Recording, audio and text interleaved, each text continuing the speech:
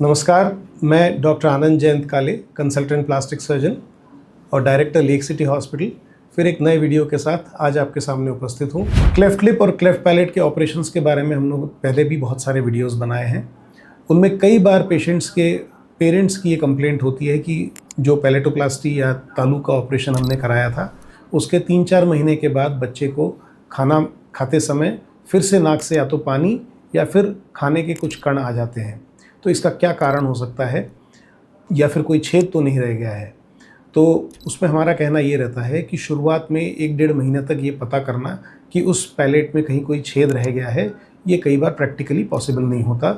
हम भी बहुत कोशिश नहीं करते बच्चे का मुंह खुलवा के ज़बरदस्ती और उसको देखने की, क्योंकि उस समय वैसे भी कोई इंटरफेरेंस या इंटरवेंशन नहीं करना होता है।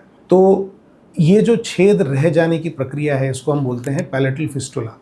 फिस्टुला में ये होता है कि हमने जो कुछ भी रिपेयर किया होता है उसमें कहीं कोई एक छोटा सा हिस्सा, वहाँ पे स्टिचेस जो हैं वो होल्ड नहीं करते और वो खुल जाते हैं। तो उस छोटे से हिस्से को, या कभी कभी वो 1 सेंटीमीटर, 1.5 सेंटीमीटर, 2 सेंटीमीटर लंबा भी हो सकता है, और कभी कभी 2 मिलीमीटर, 3 मिलीमीटर जितना छोटा भी हो सकता है, और कभी कभी वो पूरा तालू भी खुल सकता है, जिसको हम लोग पैलेटल डाइसेंस बोलते हैं। सो ये अलग अलग लेवल के कॉम्प्लिकेशंस होते हैं पैलेट में। ये ऑपरेशंस हम लोग रूटीनली करते हैं स्माइल ट्रेन प्रोग्राम के अंतर्गत, लेकिन फिर भी बहुत कोशिशों के बावजूद भी, चूँकि मुंह एक कंटेमिनेटेड जगह होती है, वहाँ पे स्टिचेस को इन्फेक्ट होकर और खुलने का डर ज़्यादा होता है, तो ये पैलेटल फिस्टुला फिर भी बन जाते हैं। और फिर इसमें ऑपरेशन के अलावा कोई चारा नहीं बचता, क्योंकि फिस्टुला क्लोजर अपने आप नहीं होता।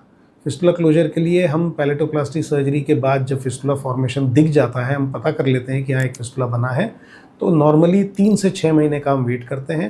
पेरेंट्स को आश्वस्त करते हैं कि ये भी एक पासिंग फेज़ है, निकल जाएगी, उनको समझाते हैं, और उनका सवाल जायज़ होता है कि हमारे बच्चे के साथ ऐसा क्यों हुआ। तो हम उनको ये बताते हैं कि इस तरह के हम सैकड़ों ऑपरेशन करते हैं, उनमें से कुछ बच्चों को ये होने की गुंजाइश रहती है। 2 से 5% इंटरनेशनल इंसिडेंस है कि फिस्टुला फॉर्मेशन होता है। ये एक नोन एंटिटी है।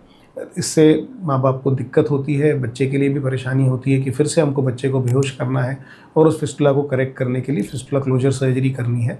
लेकिन कुछ ज़रूरी प्रॉब्लम्स हमको फेस करने होते हैं, हम उससे छूट नहीं सकते। अगर फिस्टुला है तो उसको ऑपरेट करना पड़ेगा। ऑपरेशन के लिए फिर से 2 दिन के लिए एडमिट होना होता है, बेहोशी में ही ये ऑपरेशन होता है, और उसके बाद डिस्चार्ज हो सकते हैं।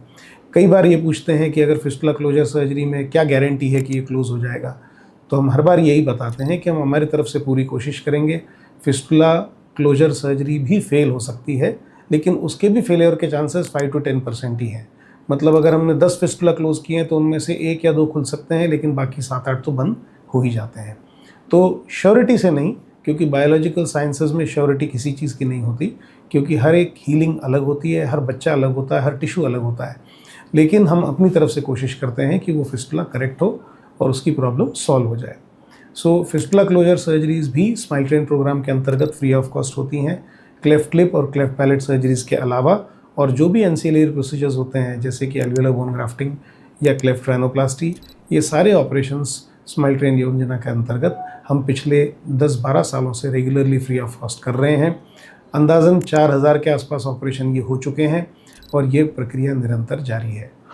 अगर आपको स्माइल ट्रेन फाउंडेशन के बारे में, स्माइल ट्रेन पार्टनरशिप के बारे में, क्लेफ्ट लिप और क्लेफ्ट पैलेट सर्जरीज़ के बारे में कोई भी इन्फॉर्मेशन चाहिए, तो आप इस वीडियो के कमेंट सेक्शन में जाके उस पर कमेंट कर सकते हैं। हमारे वीडियो अगर आपको पसंद आए तो आप उनको वीडियोस को लाइक करिए, सब्सक्राइब करिए और शेयर करिए। फिर एक नए वीडियो के साथ आपके सामने उपस्थित होऊंगा। नमस्कार।